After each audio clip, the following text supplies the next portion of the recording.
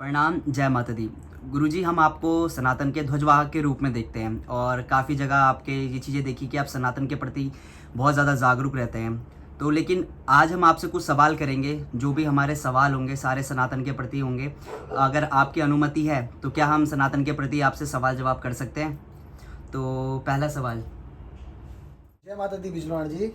मेरा सवाल ये था आपसे कि हम सनातन धर्म की रक्षा कैसे करें। सनातन धर्म की रक्षा के लिए परमात्मा ने हमें जन्म दिया है।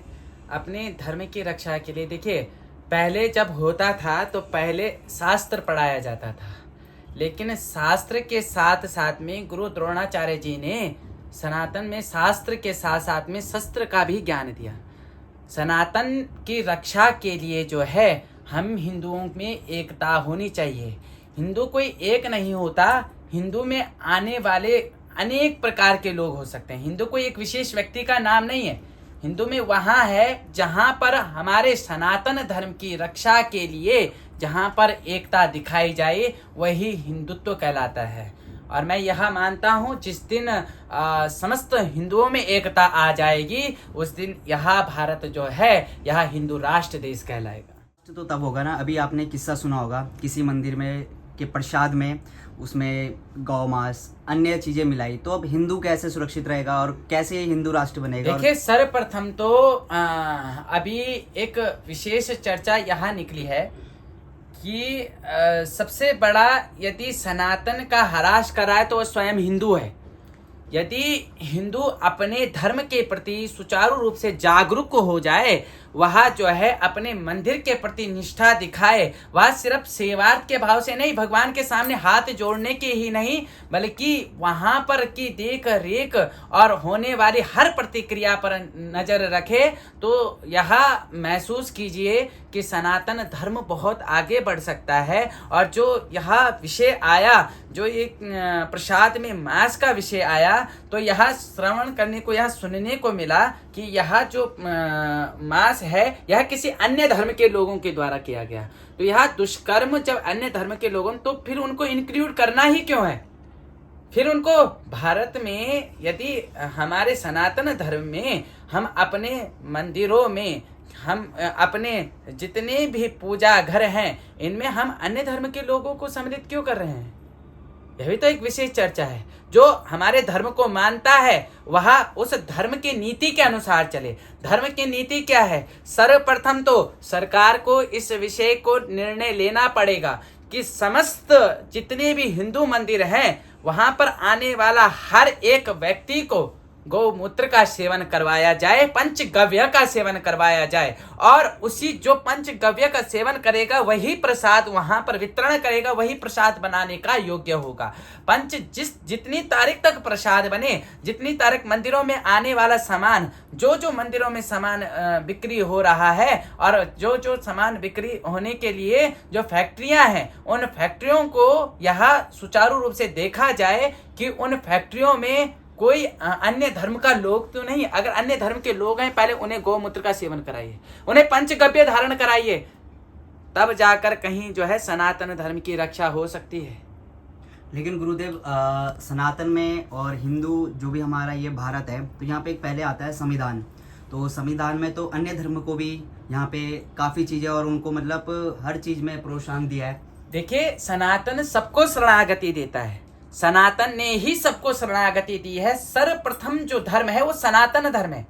सनातन धर्म कहा गया जिसका जो अनादि है, जो जिसका ना अंत है और जिसका ना आरंभ पता है, या अनादि काल तक का है। और इस सनातन धर्म की नींव यदि कोई अन्य धर्म की लोग यहाँ पर आकर के अपने धर्म को बनाते हैं, आजकल नए नए धर्मों की संरचना हो गई, और उन धर्मों के विशेष संरचनाओं के कारण क्या है, वो सनातन धर्म में प्रतिघात कर रहे हैं। तो वो थोड़ा सा कहीं ना कहीं जो संविधान है, हम संविधान को स्वीकार करते हैं, लेकिन संविधान में ये भी तो है कि सनातन धर्म की शरणागति में ही सब धर्म है। यही तो माना गया था। भारत हिंदुओं का देश है। यहाँ पर हिंदू कोई एक ब्राह्मण नहीं, यहाँ पर कोई एक यहाँ पर हिंदू हर प्रकार के व्यक्ति हो सकता है, चाहे वह ब्राह्मण से लेकर हो, चाहे वह अन्य धर्म से लेकर हो, वह क्या कहते हैं हिंदुत्व के रूप में आ जाएगा। उसमें एक ब्राह्मण ही नहीं यहाँ पर हिंदू आता, हिंदू हर प्रकार का व्यक्ति हो सकता है, वह राजपूत हो, वह ब्राह्मण हो, या फिर वह किसी अन्य भगवान को मानने वाला हो, वह हिंदू है। जय माता दी। गुरु जी अन्य धर्म के व्यक्ति ने कहा है अगर यदि कुंभ में वो दुकान नहीं लगा सकता तो फिर वो 10 लाख की भीड़ इकट्ठी करेगा, तो इसमें आपकी क्या राय है? देखो, ये तो क्या कहते हैं, यह बात है कि एक प्रकार से यह विवाद छेड़ने की बात है। तो मैंने एक चीज शुरू में समझाई थी कि यहाँ जो है हिंदू धर्म में, सनातन में शास्त्र के साथ शस्त्र का ज्ञान भी दिया जाता है। यहाँ भगवान श्री राम जी जो मर्यादा पुरुषोत्तम कहा जाता है, उनके हाथ में धनुष और बाण भी था। फिर भगवान श्री कृष्ण जी जो अपने बांसुरी की ताल से और सबको मोहक कर देते हैं, तो यहाँ भगवान श्री कृष्ण जी के हाथ में चक्र भी था। देखिए, सर्वप्रथम यह विवाद का क्षेत्र ना बनते हुए, पहली बात, जब हम किसी अन्य धर्म के विषय में नहीं बोल रहे हैं कि हम आपकी क्या कहते हैं, जब आपका धर्म में जो है कोई कार्यक्रम होता है, यह कार्यक्रम होने के बाद हम उस धर्म में नहीं कहते कि हम इस चीज को बीच में इन्वॉल्व होंगे, तो अन्य धर्म के लोगों को यहाँ इन्वॉल्व होने की आवश्यकता नहीं है। मैं यह मानता हूं कि अगर कुंभ में जो स्नान हो रहा है, सर्वप्रथम तो जो सबसे अच्छी चीज हुई, शाही स्नान को अमृत स्नान कर दिया गया। ये सबसे अच्छा कार्य जो है सरकार ने किया है। इस चीज के लिए सरकार के लिए सराहनीय कार्य है और इस चीज के लिए सरकार प्रशंसा के दायक है, क्योंकि यह जो स्नान है यह अमृत तुल्य ही है। यह 12 साल में आने वाला जो स्नान होता है, कुंभ स्नान जो आता है, यहाँ पर अनेक अखाड़ों के लोग जो है स्नान करने के लिए आते हैं, और यह हम हिंदुओं का अमृत स्नान है। यह अमृत स्नान जो हमें परमात्मा के बैकुंठ तक को धारण करने की धारणा करता है। तो मैं यह मानता हूं कि सर्वप्रथम तो ये जो अन्य धर्मों के लोगों ने ये विवेचना की है कि 10 लाख, अगर आप 10 लाख लोग हैं तो यहाँ पर हिंदू भी चुप नहीं है। हम अपने धर्म को बचाने के लिए अगर जहां पर 10 लाख की भीड़ होगी वहां पर 20 लाख की भीड़, तो हिंदू धर्म ऐसे ही खड़ा हो जाएगा। लेकिन यहाँ पर समस्त हिंदुओं को जागरूक होना पड़ेगा। ये सबसे विशेष बात है, यहाँ पर हिंदुओं को जागरूक होना पड़ेगा। हम किसी धर्म को हस्तक्षेप नहीं करते, तो हमारे धर्म में भी हस्तक्षेप नहीं होना चाहिए। हमारे कुंभ के स्नान में हस्तक्षेप नहीं होना चाहिए, यह हमारा मत है। महाराज जी, एक प्रश्न मेरा है। जैसा कि आजकल उत्तराखंड में आपने देखा होगा कि अन्य धर्म के लोग हमारे पहाड़ों में जाकर माताओं बहनाओं को बहला फुसलाकर उनका धर्म परिवर्तन कर देते हैं। कुछ नाबालिग बहनों को के साथ वो दुष्कर्म करते हैं। अभी एक उत्तरकाशी की घटना आपने सुनी होगी, एक कीर्तिनगर ब्लॉक जो टिहरी गढ़वाल में, तो वहाँ पे सुना होगा, तो उसके बारे में आप क्या कहना चाहोगे? देखिए, सर्वप्रथम तो हमें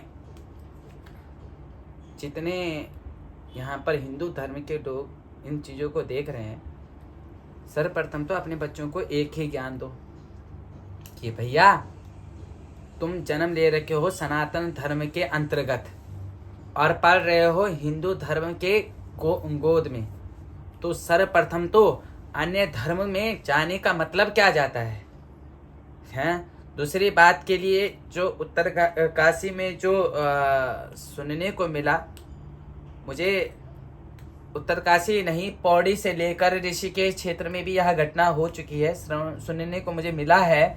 ठीक है, यह अत्यंत निंदादायक है। मैं यह महसूस कर रहा हूँ कि उत्तराखंड जिसे आज तक देवभूमि कहा गया, उस देवभूमि में यदि ऐसा कृत्य हो रहा है तो यह बड़ा ही, मैं इस चीज़ पे सरकार से निवेदन करूँगा कि ऐसी चीज़ों पे वह कड़ा एक्शन यहाँ लागू करें, नहीं तो यह देवभूमि को दुष्कर्म भूमि बनने में ज़्यादा समय नहीं लगेगा। महसूस कर रहा हूँ कि यदि इतनी घटनाएं होने के बाद सरकार यहाँ एक्शन नहीं ले पा रही है तो ये सरकार के लिए निंदा का विषय है। मैं मानता हूँ ये सरकार के लिए निंदा का विषय है। सनातन के प्रति ऐसा दुष्कर्म होना नहीं चाहिए, और जिन्होंने दुष्कर्म किया उनको ऐसा दंड मिलना चाहिए जिससे जो है ये उत्तराखंड में ऐसा कार्य करने वाले की रूह कांप जाए, क्योंकि ये देवभूमि है, यहाँ पर देवताओं की देवस्थली है। ऐसे देवताओं की देवस्थली में ऐसा कार्य होगा तो परमात्मा तो गमन कर जाएगा।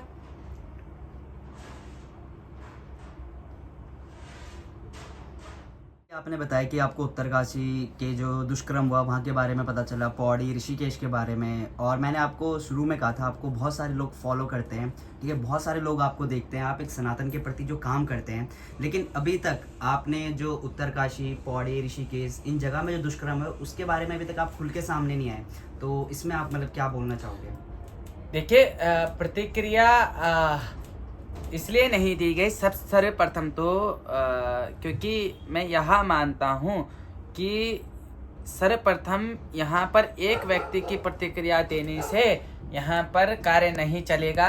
मैं निवेदन करूँगा समस्त सनातनियों से, समस्त हिंदू धर्म से, हिंदू राष्ट्र बनाना है तो सर्वप्रथम एक तो गौ माता को दर्जा दिलाओ, और एक ऐसे दुष्कर्म करने वालों को जब तक इनको सजा ना मिले तब तक के लिए वह अपने कदम पीछे ना करे। क्योंकि कई जगहों ऐसा हो चुका है कि हमने पैर रख कर जो है वहां पर देख लिया, लेकिन क्या अपना ही हिंदू वहां पर जो है निंदा करता है। वहां पर निंदा करने वाला कोई बाहर का नहीं, अपना ही हिंदू होगा। तो ये एक सोचने का विषय है। यहाँ पर हिंदुओं के लिए एकता का विषय है, यहाँ कोई विवाद का विषय नहीं है। सर्वप्रथम यदि सनातन को बचाने के लिए यदि इस प्रकार सामने खुल के आना पड़े तो वह विवाद का विषय नहीं है, यह आपके लिए लाभदायक है। क्यों? क्योंकि आज अगर हम सामने नहीं आए तो कल के आने वाले समय में हिंदू के हरास होने की संभावना जो आज 40% है, वह जो हरास होने की संभावना है वो 80% हो जाएगी। और इस प्रकार का जो कार्य करने में जो सक्षम है वह जो है हिंदुत्व को दबा देंगे। और हम हिंदू को जब तक के लिए शरीर में प्राण है, इस शरीर में श्वास है, हिंदू धर्म के लिए जो है हम प्रयत्न करते रहेंगे।